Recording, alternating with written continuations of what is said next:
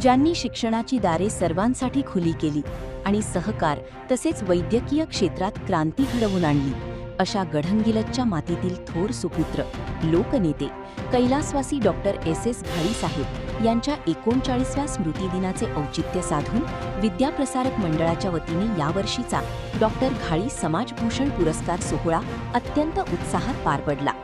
यंदाचा हा मानाचा पुरस्कार शिक्षण क्षेत्रातील वटवृक्ष म्हणून ओळखले जाणारे पद्मश्री डॉक्टर प्रभाकर कोरे यांना देऊन गौरव करण्यात आला। निडसोशी मठाचे जगद्गुरू डॉक्टर पंचम शिवलिंगेश्वर महास्वामीजी यांच्या अमृतवाणीने आणि आशीर्वादाने हा सोहळा संपन्न झाला। यावेळी बोलताना महास्वामीजींनी डॉक्टर घाळी यांच्या कार्याचा गौरव केला।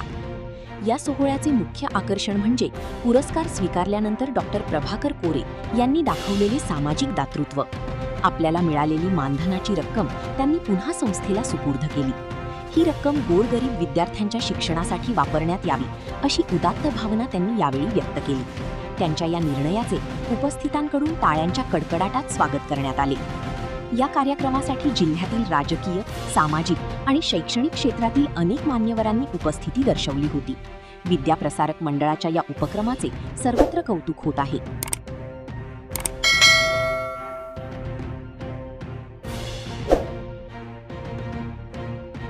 स्वामीजींचं स्केच त्यांचं हे मनपूर्वक अभिनंदन आणि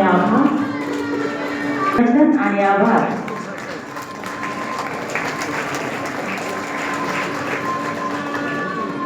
ज्यांनी घाळी साहेब 64 वर्ष मागं हा संस्था सुद्धा सुरू केली। बहुतेक त्यांनी सुरू केलं नसलं तर काय होतं थोडा विचार करा। किती तर मुलं शिक्षण शक्यच नव्हतं, सगळ्यांना काय पुणे मुंबई जायचं शक्य होतं काय, पण नाहीतर कोल्हापूर।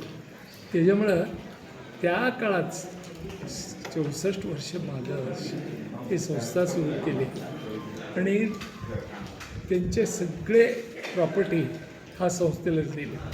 म्हणजे किती ग्रेट माणूस त्या काळात होते, त्यापैकी घाळीच। तर हा संस्था मला सत्कार केले तर मला माझं श्रेय वाढलं ह्या संस्था सत्कारामुळे। कोरे साहेब, आपल्यासुद्धा शिक्षण संस्था आहेत, वैद्यकीय महाविद्यालय आहेत। आजच्या विद्यार्थ्यांना काय आव्हान कराल? विद्यार्थी आणि शिक्षक आणि पालक, ते फक्त विद्यार्थ्यांना तेवढंच नाही।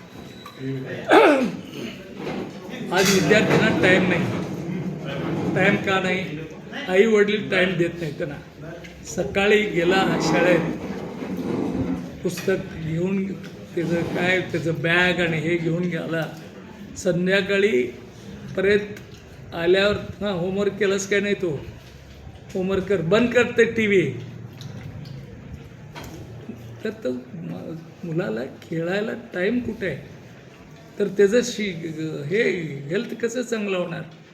आम्ही शिक्षणाबरोबर आमच्या देशामध्ये संतुष्ट नागरिकांना तयार करायला पाहिजे ना।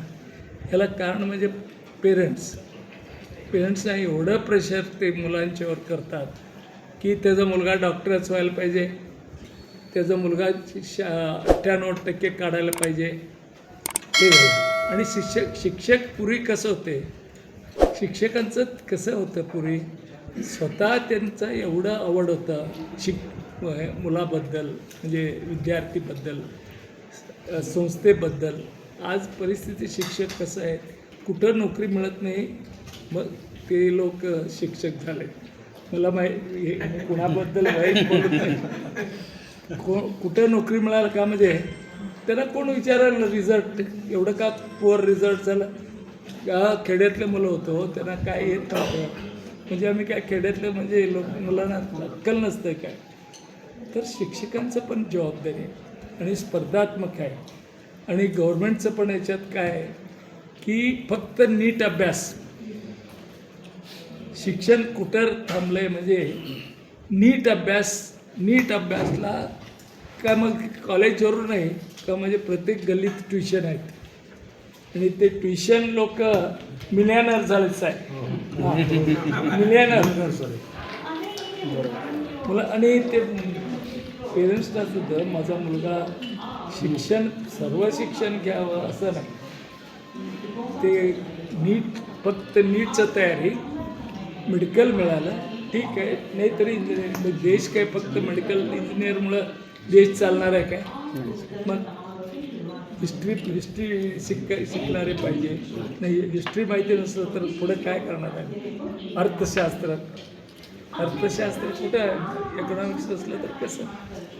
बरं साहेब, देशातील शिक्षण पद्धतीविषयी आपलं मत काय? पण शिक्षणबद्दलच सांगायला लागलो मी. देशात नीट काय आलंय ना, सगळ्यांना नीट केलं नाही बरोबर काय केलं करायचं. सध्या सर नीट परीक्षेमध्ये जर का सध्या गोंधळ सुरू आहे. आज आपण एका वैद्यकीय क्षेत्रामध्ये खूप मानाच्या संस्था आपल्या आणि नीटमधला जो सध्या गोंधळ आहे त्याच्यावर त्या परीक्षेवर तुम्ही काय? एक बघा, पहिला परीक्षा कोण घेत होतं? CET राज्य सरकार घेत होतं का नाही? बरं, राज्य सरकारवरती विश्वास नाही म्हणून तुम्ही केंद्राने नीट सुरू केलं काय? तुमच्यावर विश्वास कसा ठेवायचा? राज्य सरकारवर विश्वास नाही, तुमच्यावर कसं विश्वास ठेवायचा? मग ही गोंधळ होता तसा. कित्येक राज्य नीट नको, आम्ही राज्य स्टेटमध्ये आम्ही आमचे एक्झाम घेतो. त्याच्यामुळं दुसरं लॉस काय झालं? म्हणजे regional imbalance. All India rank यायला पाहिजे, माझा मुलगा डॉक्टर व्हायला पाहिजे म्हटलं तर तो खेड्यातल्या बिचारा त्याला फर्स्ट जनरेटच तो जर शाळा बघितलेला असतो, कॉलेज बघितलं असतं, तो कसा रँक येणार? आणि नीट काय गडबड आहे? एकच नाही, गडबड कायम सुरू आहे. आता बाहेर आलं. Okay sir, thank you.